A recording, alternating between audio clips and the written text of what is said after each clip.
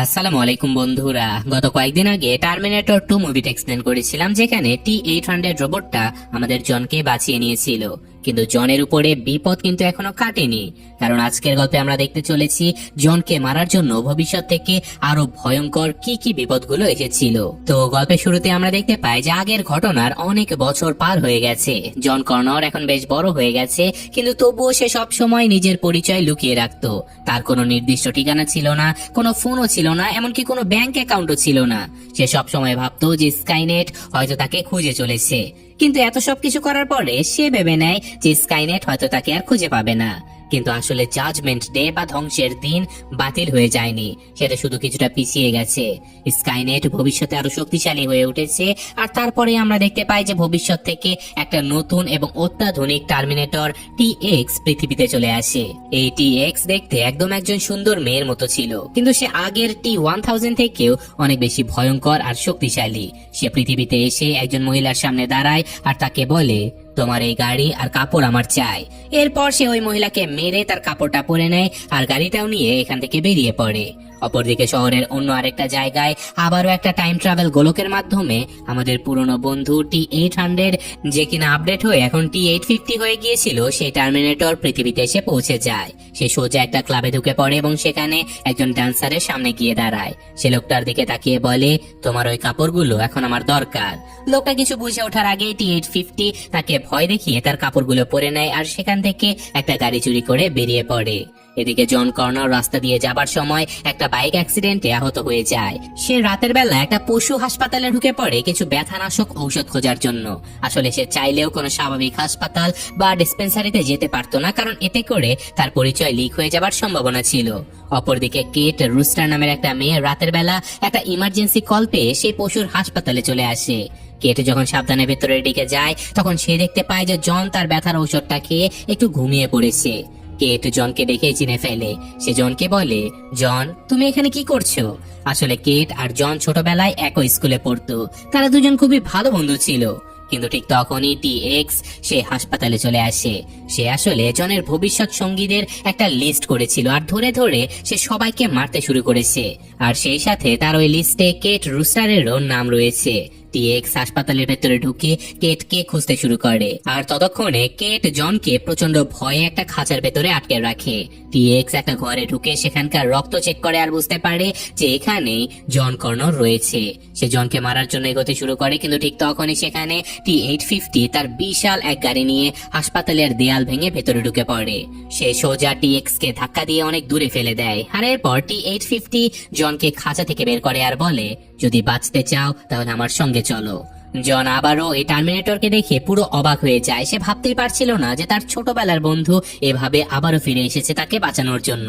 তো যাই হোক, এখন তারা সেখান থেকে কেটকে নিয়ে একটা গাড়িতে করে পালাতে শুরু করে, আর অপরদিকে টি-এক্সও একটা বিশাল ক্রেন ট্রাক নিয়ে তাদের পেছনে ধাওয়া করতে থাকে। এদিকে জন আর কেট তাদের পিকআপ ট্রাক নিয়ে প্রাণপণে পালানোর চেষ্টা করে, আর অপরদিকে টি-এক্স তার বিশাল ওই ক্রেন ট্রাক দিয়ে রাস্তার সকল গাড়িগুলো ভেঙে চুরে তাদের পেছনে ধাওয়া করতে থাকে। টি-এক্স ক্রেনের বিশাল হুক দিয়ে জনের গাড়িতে বারবার আঘাত করার চেষ্টা করে, আর ঠিক তখনই T-850 একটা পুলিশের বাইক নিয়ে সোজা এখানে চলে আসে। সে বাইক থেকে লাফ দিয়ে সোজা ক্রেন ট্রাকের উপরে উঠে পড়ে, আর টি-এক্স তাকে আটকানোর জন্য ক্রেনের মাথা এদিকে ওদিকে ঘোরাতে শুরু করে। এর ফলে T-850 আশেপাশে থাকা কাচের বিল্ডিং গুলোর সঙ্গে ধাক্কা খেয়ে মারাত্মকভাবে আহত হয়ে যায়, কিন্তু সে কোনো রকমে ক্রেনের ধার ধরে তখনও ঝুলেছিল। এরপর সে সুযোগ বুঝে ক্রেনের হুক দিয়ে রাস্তার পাশে একটা শক্ত পিলারের সঙ্গে আটকে ফেলে, যার কারণে পুরো বিশাল ক্রেন ট্রাকটা উল্টে গিয়ে রাস্তায় আছড়ে পড়ে। টি-এক্স সেখানে আটকা পড়ে, আর তারা তিনজন এই সুযোগে এখান থেকে পালিয়ে চলে যায়। তারপর তার একটা নিরাপদ জায়গাতে এসে থামে। জন T-850 কে জিজ্ঞাসা করে, তুমি কে, আর ওই মেয়েটাই বা কে ছিল?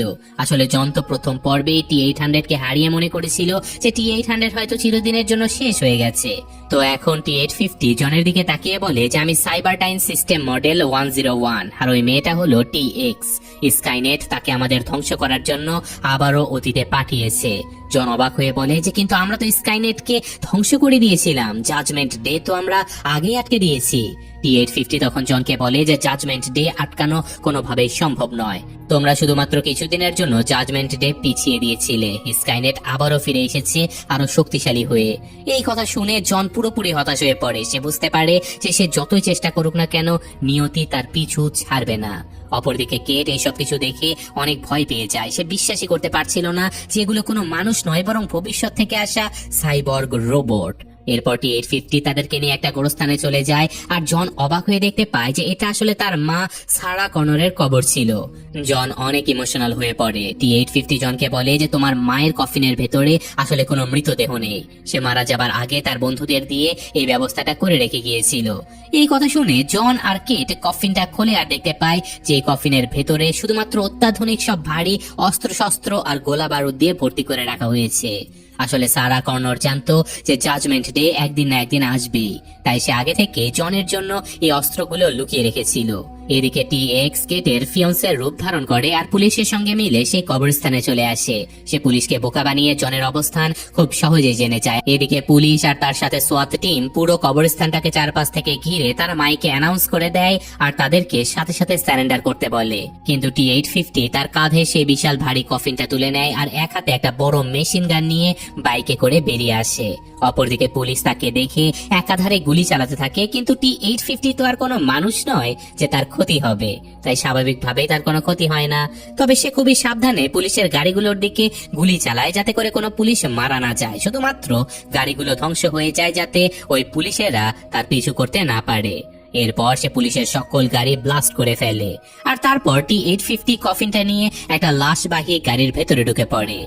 জন আর কেট নিজে ওই গাড়ির পেছনে উঠে পড়ে আর তারা গাড়ি নিয়ে এখান থেকে পালাতে শুরু করে। আর অপরদিকে T-X দৌড়ে এসে তাদের লাশবাহী গাড়ির ছাদে লাফ দিয়ে উঠে পড়ে। সে তার রোবোটিক হাত দিয়ে গাড়ির ছাদ কেটে জনের কাছে পৌঁছানোর চেষ্টা করে। জন প্রচন্ড ভয় পেয়ে T-850 কে বলে যে ও আমাদের গাড়ির ছাদে উঠে পড়েছে, জলদি কিছু একটা করো। T-850 অত্যন্ত ঠান্ডা মাথায় গাড়ি চালাতে চালাতে বলে যে ভয় পেও না, আমি দেখছি। T-850 গাড়িটাকে ইচ্ছে করে এদিকে ওদিকে জোরে ধাক্কা দেয় আর অবশেষে একটা বড় ট্রাকের সঙ্গে ধাক্কা খাইয়ে সে T-X কে ছাদ থেকে নিচে ফেলে দেয়। T-X রাস্তার মাঝখানে ছিটকে পড়ে আর একটা বিশাল ট্রাক তাকে চাপা দিয়ে চলে যায়। কিন্তু T-X লিকুইড মেটাল আর শক্ত এন্ডোস্কেলেটনের তৈরি ছিল, তাই তার কোনো ক্ষতি হয় না। সে আবার উঠে দাঁড়ায় আর তাদের পেছনে যাবার জন্য একটা গাড়িও ছিনতাই করে ফেলে। এদিকে জন, কেট আর T-850 অনেক দূরে একটা নিরাপদ জঙ্গলের রাস্তায় এসে থামে। কেট অনেক ভয় পেয়ে কান্না করতে থাকে আর সে T-850 কে জিজ্ঞাসা করে যে আমার ফিয়ন্সে স্কট কোথায়, সে কি ঠিক আছে? T-850 কেটের দিকে তাকিয়ে সরাসরি বলে দেয় যে সে আর বেঁচে নেই, T-X তাকে খুন করে ফেলেছে।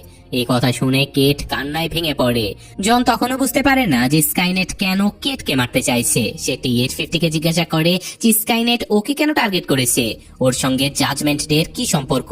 T-850 তখন এক বিরাট গোপন সত্য প্রকাশ করে। সে বলে যে ভবিষ্যতে কেট ব্রুস্টার তোমার স্ত্রী হবে এবং মানবজাতির দ্বিতীয় প্রধান নেতা হবে। আর সবচেয়ে বড় কথা, কেটের বাবা জেনারেল রবার্ট ব্রুটারি হলো বর্তমান স্কাইনেটের প্রধান ইনচার্জ। সেই আজকে রাতে স্কাইনেটকে পুরো মিলিটারি সিস্টেমের কন্ট্রোল দিয়ে দেবে। এই কথা শুনে জন আর কেট দুজনেই চমকে ওঠে। জন কেটকে বলে যে তার মানে তোমার বাবাই এই ধ্বংসের কারণ, আমাদের এক্ষুনি তোমার বাবার কাছে যেতে হবে, তাকে যে কোনো মূল্যে আটকাতে হবে। কিন্তু T-850 জনকে বাধা দিয়ে বলে যে আমার মিশন শুধুমাত্র তোমাদের দুজনকে বাঁচিয়ে নিরাপদ জায়গাতে নিয়ে যাওয়া, জেনারেল ব্রুস্টারকে থামানো আমার মিশন নয়। জন রেগে গিয়ে T-850 কে বলে যে আমি তোমাকে আদেশ দিচ্ছি, আমাদের এখনই কেটের বাবার কাছে নিয়ে চলো। কিন্তু এবার T-850 জনের কথা শুনে না। সে বলে যে আমি তোমার আদেশে চলি না, আমাকে ভবিষ্যৎ থেকে কেট ব্রুস্টার রিপ্রোগ্রাম করে পাঠিয়েছে, তাই আমি শুধু কেটের কথাই শুনি। এরপর কেট চোখ মুছে T-850 দিকে তাকিয়ে বলে যে ঠিক আছে, আমি তোমাকে আদেশ দিচ্ছি, আমাদের এখনই আমার বাবার কাছে নিয়ে চলো। যেহেতু T-850 কেটের কথা শুনতে বাধ্য, তাই সে কেটের আদেশ মেনে নেয় আর তারা সবাই মিলে সাইবার রিসার্চ ফ্যাসিলিটির দিকে রওনা হয়ে যায়, যেখানে কেটের বাবা স্কাইনেট নিয়েই কাজ করছিল।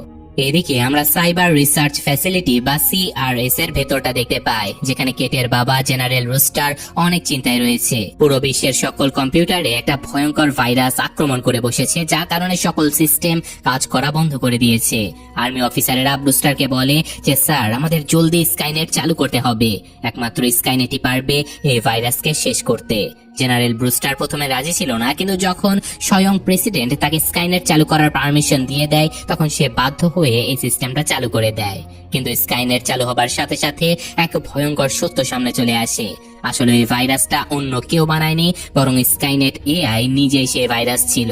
স্কাইনেট এখন পুরো মিলিটারি সিস্টেম, নিউক্লিয়ার ওয়েপেন্স আর সবকিছু নিজের কন্ট্রোলে নিয়ে নেয়। আর অপরদিকে ঠিক সেই সময় টিএক্স ফ্যাসিলিটির ভেতরে চলে আসে। সে সোজা ল্যাবে গিয়ে সেখানকার আগে থেকে তৈরি করে রাখা T1 নামের ছোট ছোট ট্যাঙ্ক, রোবট আর উড়ন্ত ড্রোনগুলোকে নিজের প্রোগ্রামে ঢুকিয়ে সেগুলোর কন্ট্রোল নিয়ে নেয়। এরপর টিএক্স ওই মেশিনগুলোকে আদেশ দেয় সবাইকে মেরে ফেলার জন্য। মেশিনগুলোর সাথে সাথে ল্যাবের ভেতরে থাকা সকল মানুষদের উপরে এলো পাথারি গুলি চালাতে শুরু করে দেয়, আর চারিদিকে মানুষের চিৎকার আর দৌড়াদৌড়ি শুরু হয়ে যায়।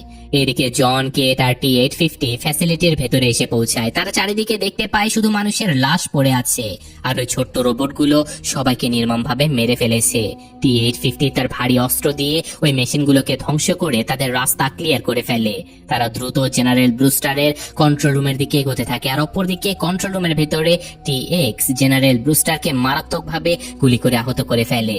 সে যখন ব্রুস্টারকে পুরোপুরি মেরে ফেলতে যাবে ঠিক তখনই জন আর T-850 এখানে চলে আসে।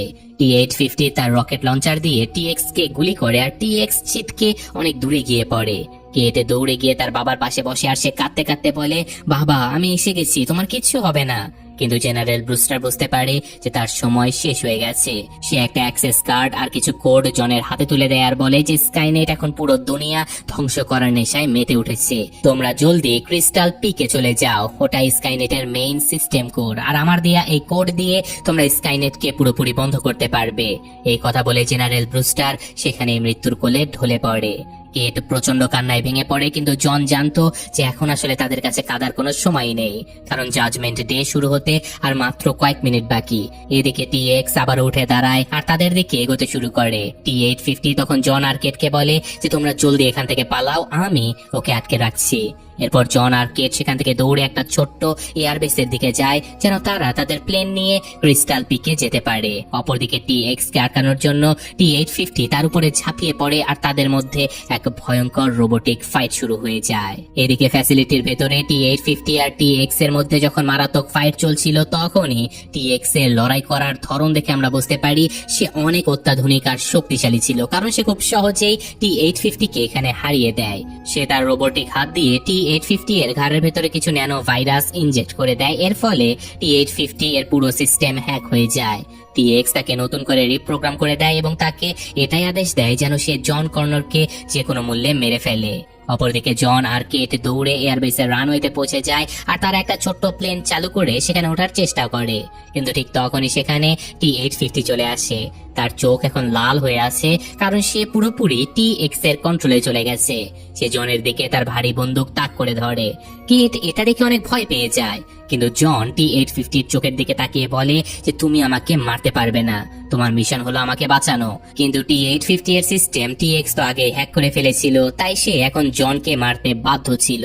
এখন সে জনের গলা চেপে তাকে একটা ট্রাকের উপরে আছড়ে ফেলে। T-850 এখন জনের মুখের সামনে বন্দুক ধরে তাকে গুলি করে মারতে যায়। জন কোন রকমের শ্বাস নিতে নিতে চিৎকার করে বলে যে আমি তোমাকে আদেশ দিচ্ছি, তুমি আমাকে মারতে পারবে না, তুমি এটা করতে পারবে না। এদিকে জনের কথা শুনে T-850 এর ভেতরে তার আসল প্রোগ্রাম আর টিএক্স এর দেয়া হ্যাক করা প্রোগ্রামের মধ্যে মারাত্মক একটা সংঘর্ষ শুরু হয়ে যায়। সে নিজের সিস্টেমের সঙ্গে নিজে যুদ্ধ করতে শুরু করে। একদিকে সে জনকে মারার জন্য বন্দুক তাক করে, আর অপরদিকে তার নিজেরই হাত কাঁপতে শুরু করে। সে নিজের কন্ট্রোল নিজের হাতে নেবার আপ্রাণ চেষ্টা করে, আর শেষমেশ জনকে মারতে না পেরে সে নিজের হাত দিয়ে নিজের সিস্টেম ক্র্যাশ করে দেয়। সে এক বিকট শব্দ করে পুরোপুরি শাটডাউন হয়ে মাটিতে পড়ে যায়। আর অপরদিকে জন আর কেট এই সুযোগে দ্রুত প্লেনে উঠে পড়ে, আর স্কাইনেট বন্ধ করার জন্য ক্রিস্টাল পিকের দিকে উড়ে চলে যায়। তারা ভাবে যে তারা ক্রিস্টাল পিকে গিয়ে স্কাইনেটের মেইন করে কোডগুলো বসিয়ে সবকিছু ধ্বংস করে দেবে, কিন্তু তারা জানে না যে টিএক্স এখনো শেষ হয়ে যায়নি। সে একটা মিলিটারি হেলিকপ্টার চুরি করে এখনো জনের পেছনে ধাওয়া শুরু করেছিল। এদিকে মাটিতে পড়ে থাকা T-850 এর সিস্টেম আবারও রিবুট হতে শুরু করে। সে নিজের ভেতরে ওই ন্যানো ভাইরাস ধ্বংস করে ফেলে এবং আবারও নিজের কন্ট্রোল নিজের হাতে ফিরে পায়। সে উঠে দাঁড়ায় আর জন আর কেটকে বাঁচানোর জন্য একটা বিশাল হেলিকপ্টার নিয়ে ক্রিস্টাল পিকের দিকে রওনা হয়ে যায়। এদিকে জন আর কেট তাদের প্লেন নিয়ে ক্রিস্টাল পিকে পৌঁছে যায়। তারা বিশাল একটা পাহাড়ের ভেতরে থাকা সেই সেই বাংকারের দরজার কাছে পৌঁছে যায়। তারা জেনারেল ব্রুস্টার দেয়া পাসওয়ার্ড দিয়ে দরজাটা খুলে ফেলে, আর অপরদিকে ঠিক তখনই টি-এক্স তার মিলিটারি হেলিকপ্টার নিয়ে সেখানে পৌঁছে যায়। সে জনকে মারার জন্য সোজা হেলিকপ্টার নিয়ে তাদের দিকে তেড়ে আসে, আর ঠিক ওই মুহূর্তে টি-850 তার বিশাল হেলিকপ্টার নিয়ে সোজা টি-এক্স এর হেলিকপ্টারের উপরে ক্র্যাশ করে ফেলে। এতে করে এক বিশাল বিস্ফোরণ হয়, আর এটা দেখে জন আর কেট দ্রুত বাংকারের ভেতরে ঢুকে যায়, আর ভেতরের ভারী দরজাটা বন্ধ হতে শুরু করে। এদিকে টি-এক্স এর অর্ধেক শরীর ইতিমধ্যেই ধ্বংস হয়ে গেছে, তার দুটো পা নেই। সে তার রোবোটিক হাত দিয়ে মাটিতে ভর করে জনের দিকে এগিয়ে আসে, আর অপরদিকে টি-850 মারাত্মকভাবে আহত হয়ে যায় এই ভয়ঙ্কর দুর্ঘটনায়। তার শরীরের একটা পা আর একটা হাত পুরোপুরি ভেঙে গেছে, কিন্তু সে কোনো রকমে স্ক্রল করে করে টি-এক্স এর পা শক্ত করে ধরে ফেলে। টি-850 তার নিজের বুকের ভেতর থেকে লাস্ট হাইড্রোজেন পাওয়ার সেলটা বের করে, আর তারপর সে জনকে দেখে বলে যে তোমরা জলদি ভেতরে যাও। এরপর সে ওই পাওয়ার সেলটা টি-এক্স এর মুখের ভেতরে ঢুকিয়ে দেয় আর বলে ইউ আর টার্মিনেটেড। সাথে সাথে এক বিশাল বিস্ফোরণ হয়, আর টি-850 সাথে সাথে টি-এক্স ও চিরতরে ধ্বংস হয়ে যায়। এদিকে জন আর কেট বাংকারের একদম ভেতরে চলে আসে, আর তারা দেখতে পায় সেখানে সব পুরনো কম্পিউটার আর রেডিও রাখা আছে। কোথাও স্কাইনেটের কোনো মেইন কোড ছিলই না। জন তখন বুঝতে পারে যে স্কাইনেট আসলে কোনো নির্দিষ্ট মেশিন বা সিস্টেম নয়, এটা একটা সফটওয়্যার যা পুরো পৃথিবীর সকল কম্পিউটারে ছড়িয়ে আছে। স্কাইনেটকে কোনোভাবেই ধ্বংস করা সম্ভব নয়। জন হতাশ হয়ে কেটকে বলে যে তোমার বাবা আগে থেকে জানতো যে স্কাইনেট বন্ধ করা সম্ভব নয়, তাই তিনি আমাদেরকে এখানে পাঠিয়েছেন যেন আমরা এই নিউক্লিয়ার হামলা থেকে প্রাণে বেঁচে যাই। এটা কোনো কন্ট্রোল রুম নয়, এটা আসলে একটা ভিআইপি ফল আউট শেল্টার। অপরদিকে ঠিক তখনই আমরা দেখতে পাই যে স্কাইনেট পুরো পৃথিবীর কন্ট্রোল নিয়ে নিয়েছে, আর সব দেশ থেকে একসঙ্গে নিউক্লিয়ার মিসাইল ফায়ার করে দিয়েছে। পুরো পৃথিবী জুড়ে ধ্বংসলীলা শুরু হয়ে যায়, আর এটাকে বলা হয় জাজমেন্ট ডে। সুতরাং জাজমেন্ট ডে চলে এসেছে। এদিকে বাংকারের ভেতরে থাকা রেডিওগুলোতে সিগন্যাল আসতে শুরু করে। অন্যান্য বাংকারে বেঁচে যাওয়া মানুষেরা রেডিওতে সাহায্য চাইতে থাকে। তারা রেডিওতে বলে যে কেউ কি শুনতে পারছো, এখানে কে ইনচার্জ আছো, আমাদের একজন নেতা দরকার। জন এই কথা শুনে বুঝতে পারে যে তার নিয়তি আসলে স্কাইনেটকে আটকানোর ছিলই না। তার নিয়তি হলো ধ্বংসের পরে বেঁচে যাওয়া মানুষদের নেতৃত্ব দেওয়া, যেন ভবিষ্যতে তারা একত্রিত হয়ে স্কাইনেটকে ধ্বংস করতে পারে। আর এখন সে তার নিয়তি মেনে নেয় আর বেঁচে যাওয়া মানুষদের নেতা হয়ে যায়। জন রেডিওর মাইকটা নিজের হাতে তুলে নেয় আর বলে আমি জন কনর বলছি, আর এখন আমি ইনচার্জ। আর এভাবে মানব জাতির এক নতুন অধ্যায় আর ভবিষ্যতের যুদ্ধের এক আভাস দিয়ে এই দুর্দান্ত মুভিটা এখানে শেষ হয়ে যায়, যার মাধ্যমে আমরা বুঝতে পারি যে জন কর্নর কিভাবে মানব জাতির শেষ এবং সবচেয়ে বড় লিডার হয়েছিল। তো যাই হোক, গল্পটা কেমন লাগলো সেটা কমেন্টে জানাবেন। আর প্রথম পার্ট না দেখে থাকলে, প্রথম পার্ট মানে সেকেন্ড পার্ট আর কি, প্রথম পার্টটা আমি এখন এক্সপ্লেন করিনি। আপনারা যদি মনে করেন যে না টার্মিনেটরের একেবারে প্রথম পার্টটাও করা উচিত, তাহলে অবশ্যই করব। আপাতত এর আগের পার্ট দেখতে চাইলে ডেসক্রিপশন আর পিন কমেন্টে লিংক দেওয়া আছে, দেখে নেবেন। আমি আজকের মতো এখানে বিদায় নিচ্ছি। আল্লাহ হাফেজ।